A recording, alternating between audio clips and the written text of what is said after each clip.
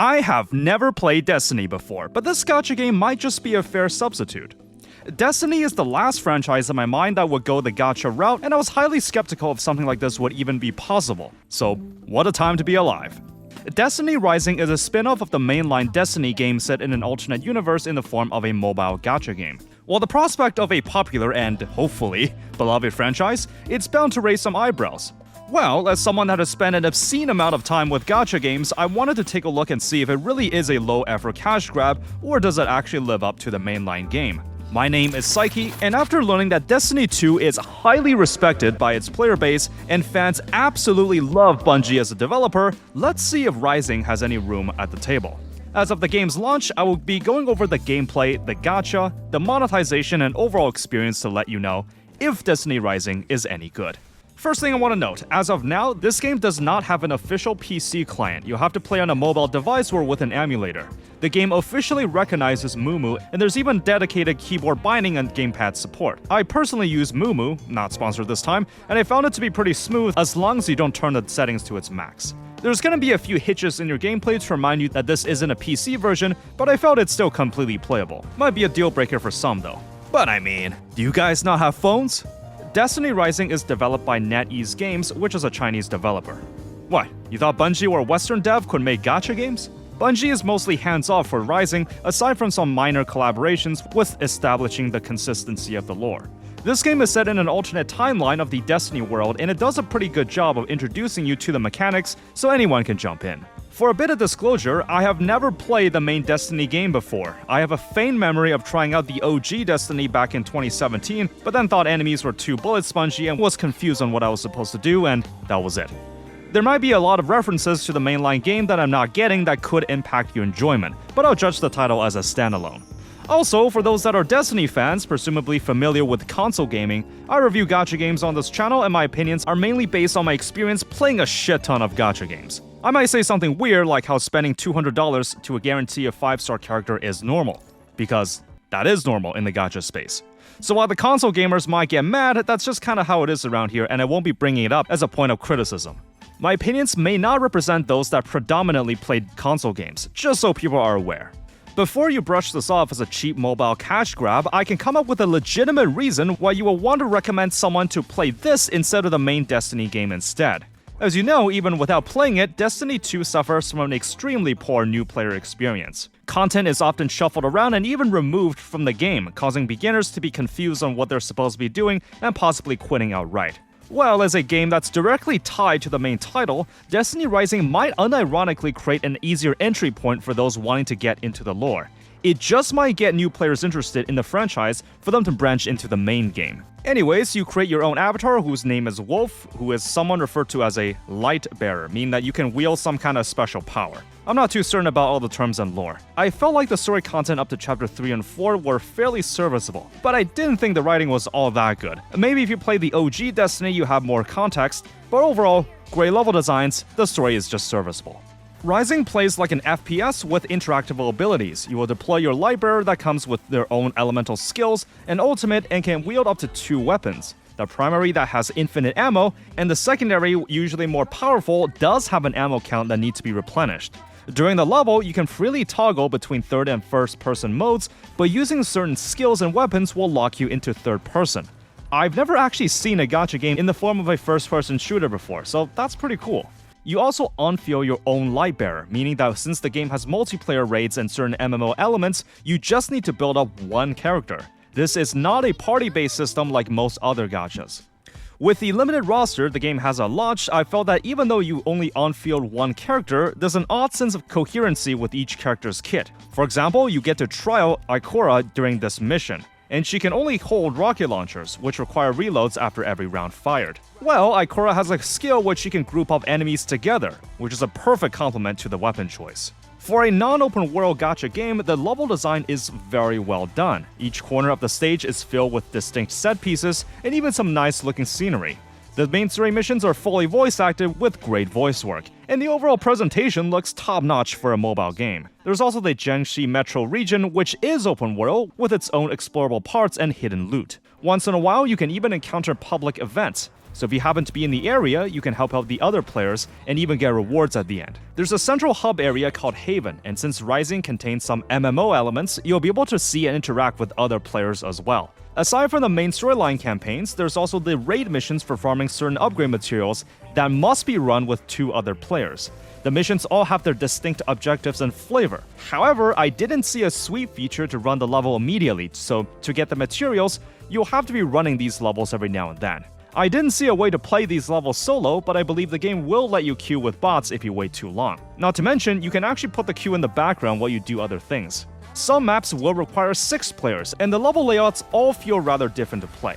There's also a decent bit of casual content, like this card game where you try to get more points on your board than your opponent after 6 turns. Hey, wait a minute, this is just Gwent gameplay with a Hearthstone mana system. There's also Stardew Valley fishing, because of course there is. Yeah, you nearly got him! What is it? Is it another Paimon? Shifting Gates is Rising's de facto PvP mode, where you're split into 6 different teams, all with 3 players. You will defeat monsters to get these data modules to bring back to a nearby beacon. Whichever team brings back the most within the time limit wins. You can defeat higher level foes for ones that drop way more, but will need to survive for 60 seconds before those can be cashed in. Not to mention, other players are alerted to your location and can kill you to steal your data. I only tried it for a few rounds because I'm not very good at competitive shooters. You might think, isn't this just a pay-to-win disaster if you factor in whales? Aren't they just gonna get a clear advantage here? Well, there is the fair play mechanic, where all players' skills and weapons are reset to the base level, and other adjustments are made to ensure a level playing field. However, you can still bring in your own character and weapons, so if the game releases new characters that excel in this mode, then you still have to pull them from the gacha in order to use them here. If you're not into PvP, then you don't need to participate often, but this mode does have a ranking and reward system for this. Each match will cost stamina, but the first weekly match you queue into is free. So if you're a PvE-centric player, the game will still encourage you to at least try this once a week for rewards, so I would suggest getting in your free weekly match at the very least. My only concern for this is that some players just leave if things aren't going too well. Considering that the mode costs stamina to enter, then some might just quit out if they aren't getting their worth. Speaking of which, the stamina system fills up to 360 and 120 units are filled every 24 hours, meaning that you can technically get away with logging in every 3 days. Now, if you were to compare this to the stamina system from other gacha games, it's actually pretty generous. Most will overflow in just 1 day, and some reinforces you to log in twice in the same day. So Destiny Rising's stamina system, pretty lenient. You can, of course, use a special token or premium gacha currency to get more, meaning that if you whale, you're gonna progress faster. It's pretty typical of gacha games though, so there's nothing for me to critique here. As for the aforementioned raid missions, you can spend 20 stamina to open the loot chest in the end after you beat everything, and a chance to use a different currency to double up on the stamina expenditure and rewards. The game does a pretty good job with streamlining what you're supposed to be doing at what time, with dedicated tutorials and requirements forcing you to interact with the different modes before proceeding with the main story. This is not including daily commissions you can do to increase reputation points. How character progression in Rising works actually puts on quite a twist. First, your light bearer has a combat rating, but you don't need to level them directly. You can level up their skills up to 18 and unlock new passives and equip higher rated weapons. The weapons are dropped via the raid missions and scale from its difficulty. I only played the beginner levels at the game's launch, but I imagine the more difficult raids will require some team coordination, where one player should be the support, another the DPS, and so on. Weapon quality is split into its rating and enhancement. Rating is determined when the weapon is dropped and can only be upgraded by destroying weapons of higher ratings as fodder. Exotics and certain other unique weapons must consume a special currency to be upgraded. Enhancements take their own respective leveling currency and are different for each weapon type. Both methods will contribute to the Lightbearer's overall power level. You can even revert the weapon enhancement back to level 1 and get refunded other resources, with exotic quality weapons losing out on 10% of the common gold currency you spent, but free for the purple weapons. Most gachas don't let you do this, but I kinda understand it since this is a looter shooter game where you're constantly getting better weapons after all. If you pull duplicates of the character from the gacha, you can enhance their skills up to 6 additional times. I prefer a stat-based dupe system, but this is also quite typical of gacha games. Also, I found out that if you get a weapon that's of a higher quality, then when you try to equip it, the game will automatically ask you if you want to transfer your enhancement levels from your old one to the new weapon. That's just nice. The artifact system has your typical set bonuses with random substats, as you would expect from any gacha game with similar mechanics. However, Destiny Rising does a few things a bit better. One, the game is a looter shooter, so your artifact quality will naturally get better, and the substats are already there as soon as you get one. Two, you can use the same artifact piece on multiple characters. Given that you only unfeel your own lightbearer once at a time, you can share your loadouts with your other characters that may want the same sets. It's very unusual that a gacha game lets you do this. The artifact system is there to incentivize long-term grind to min-max the stats you want on an endgame build, but this approach that the game has is still one step above of what the vast majority of what other gacha games does, either by only unlocking its respective substats upon the artifact reaching certain levels or unlocked with a separate currency. I should also mention, the stage in which you farm artifacts is kind of like an endless roguelite mode where you'll pick perks to bring in and see how long you can survive until you win or get bored and leave. At the end of the round, you'll get chests containing artifacts, but this is where it gets interesting. You don't actually need to spend stamina to open these. Granted, you get reduced rewards, so I'd still just suggest running this a couple times every few days for your sanity, but in case you wanted to hard grind artifacts, you can do that. There's no limit on the number of times you can run this mode. It's very typical for gacha games to restrict your income of artifacts in order to prolong your playtime and get you to return every day to drip feed it to you a few at a time. The fact that Rising lets you do this is pretty generous, and I almost forgot to mention, you can even do this for the other raid modes. I had a run where I decided to pick this perk that greatly increases melee and healing potential, but disables the use of guns. I thought, there's no way this can end well, but let's give it a shot. Well, after getting some buffs that allow me to shoot comets out of my hands every time I threw a punch, I actually had a really fun time. However, as I was getting my high with my supreme fisting skills, I punched the kamikaze enemy. I didn't expect the game mode to feel this distinct with its perk system, so you can probably get a decent bit of variation here.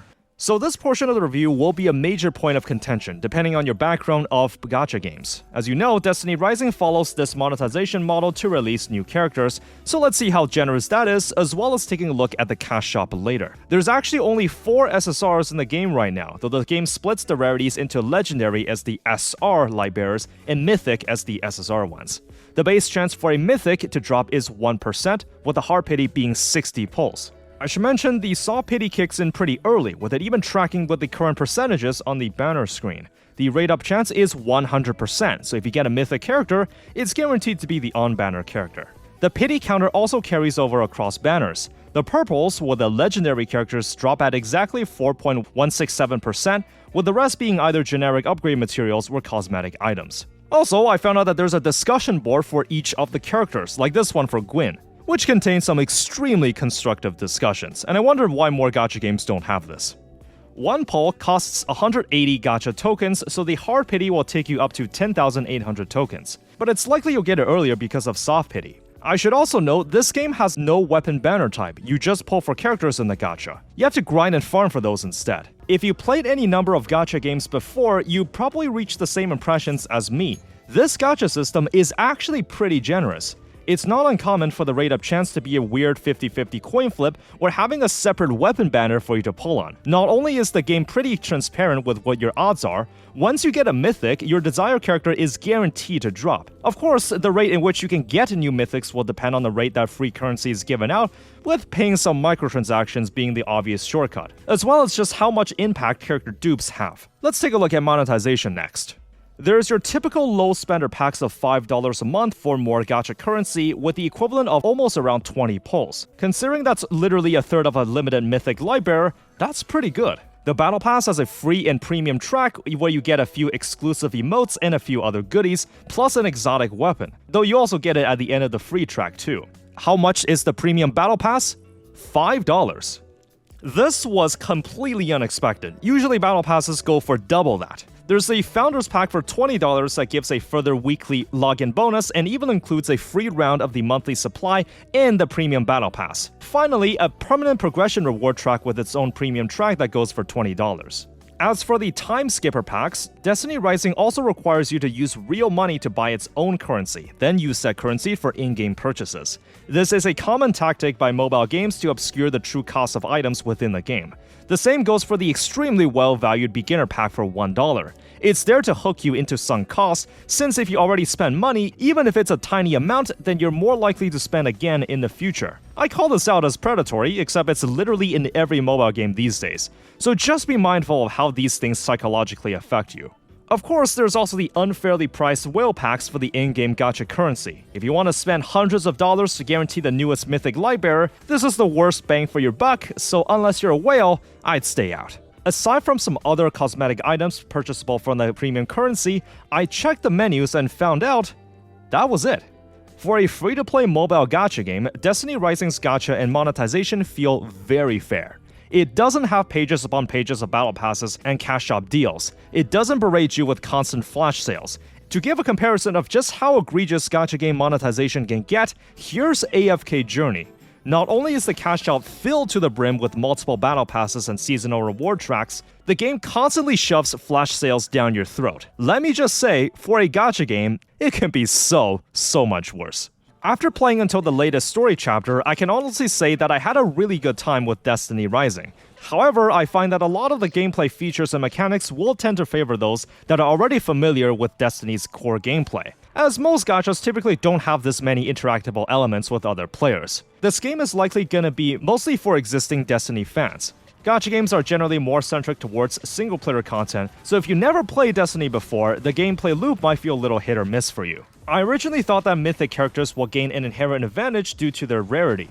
Except after playing with a couple characters, I actually like the gameplay of some of the legendary units instead. I found that the game has a good balance of PvP, PvE, and casual content. It's got its own card game, a racing mode, fishing, and lenient grind that lets you continue farming even after you've expended all your stamina. Despite this, I also want to briefly talk about the overall public perception of Destiny Rising. As a mobile gacha game, it's very solid. I think anyone that has tried out the game can admit that. I know that Netease also developed Diablo Immortal, which takes on quite a lot of stigma, though I'm one to judge titles by themselves. I don't really understand this mentality that just because Rising is a mobile game, that somehow makes it unplayable. Just because it's monetized through a gacha system, it's a low-effort cash grab. A good game is a good game. However, I do have a couple of main concerns for those planning to play long-term. There's a plethora of different currencies to keep track of. You can make a decent argument that the game does this to intentionally confuse you. Although, from someone that's been brain-rotted by gacha games, you can basically just think of a single mode having its own separate currency. I would say it's not that bad, but console gamers will probably call bullshit. There's also no full sweep feature in the game. If you need a lot of certain upgrade materials, be prepared to run the raid levels over and over again. These are daily chores that you want to knock out immediately, so whether you're down to grind this repeatedly is up to you to decide. Obviously, the game monetizing itself through gacha is gonna get some pushback no matter where you look. If you're someone like SkillUp that thinks that the existence of a gacha system irreversibly degrades a game, then, I think gacha games can be fun when played with moderation, but this is not an argument you can objectively win. So despite everything I talked about, if you just can't stand gacha games, then feel free to skip out. As someone that has never played Destiny, I thought this was a pretty neat first look into what the franchise has to offer. Maybe I'll try out Destiny 2. Probably not though. Anyways, I hope you enjoyed this launch review of Destiny Rising. So let me know if you played it or will be trying it out. If you want to catch more gacha related content, you already know what to do. For those that want to go the extra mile, you can support me for as little as $2 a month on Patreon. Thank you for watching as always, spend moderately, and always remember, have fun out there.